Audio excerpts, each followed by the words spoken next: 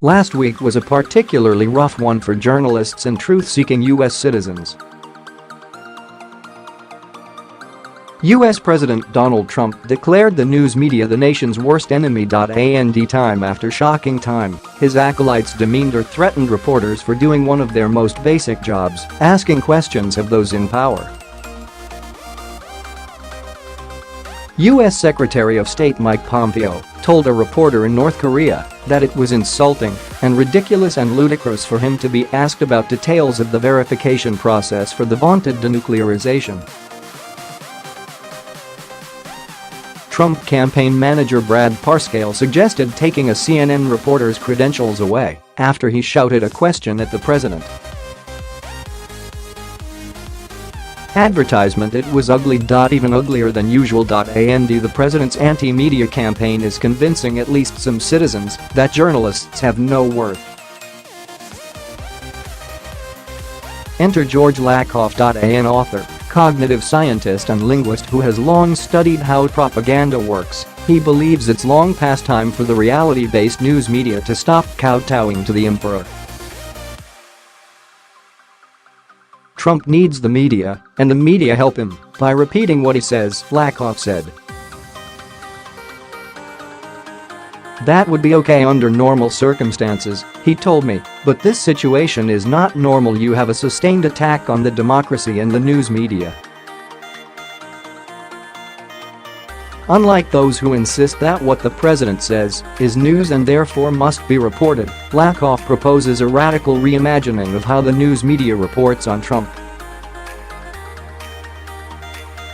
Instead of treating the president's every tweet and utterance true or false as newsworthy, and then perhaps fact-checking it later, Lakoff urges the use of what he calls a truth sandwich.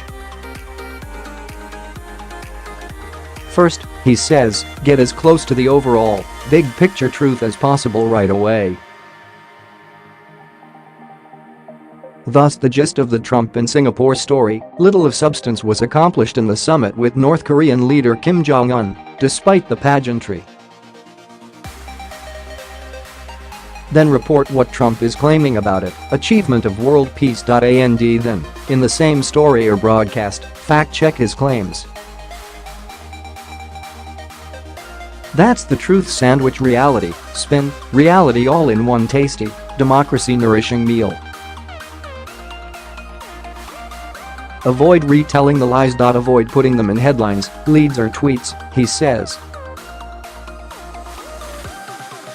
Because it is that very amplification that gives them power. That's how propaganda works on the brain, through repetition, even when part of that repetition is fact-checking. Hillary Clinton, Lakoff notes, was convicted without cause for many people by Trump's repetition of crooked Hillary. Journalists have lost trust, for some, because of Trump's drumbeat that they are the fake news media. And the insistence that the special counsel's investigation is a groundless witch hunt, even when that is often debunked and clearly untrue, gains traction because he just keeps saying it. Trump is subjecting American democracy to a brutal test, Lakoff wrote in The Guardian recently. As Lakoff sees it, the press has become complicit with Trump by allowing itself to be used as an amplifier for his falsehoods and frames. Lakoff is not the only one who has suggested radical changes in how the news media conducts itself in the Trump era. Jay Rosen of New York University sums up one such proposal in 3 words: send the interns. White House briefings, since the very beginning of Sean Spicer's efforts to defend the indefensible about the size of Trump's inauguration crowd, are no place for talented, highly compensated reporters to spend their time and energy. They have also become a place where reporters get insulted instead of answered, as Sarah Huckabee Sanders showed last week when she refused to answer reasonable questions and repeated lies about Trump's immigration policy, which is tearing children from their parents. She also took a nasty swipe at CNN's Jim Acosta. "I know it's hard for you to understand even short sentences.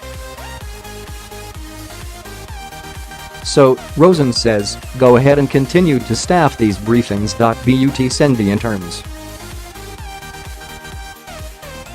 Are these radical notions likely to take hold? Probably not, since traditions of news gathering and presentation run deep. Most journalists, among them the very best, believe that if they keep presenting the facts and countering the spin, that will be enough. Lakoff said he sees very few examples of doing what he suggests, even though news organizations have become more willing to forthrightly say that a Trump utterance is a lie and more likely to include plenty of context in news reporting. And there's little chance that news organizations will see the White House beat as anything other than a prestige assignment, a perch earned by the finest in the business. Good journalism, goes this line of thinking, will prevail over lies and propaganda. All we have to do is do our jobs, mostly in the same way as always. I fervently hope that's correct, and that we still have a functioning democracy and a free press to show for this faith in the tried and true. As Hemingway's "The Sun Also Rises" said in its dark final line, "Isn't it pretty to think so?" Margaret Sullivan is the Washington Post's media columnist. Previously, she was the New York Times public editor and the chief editor of the Buffalo News, her hometown paper.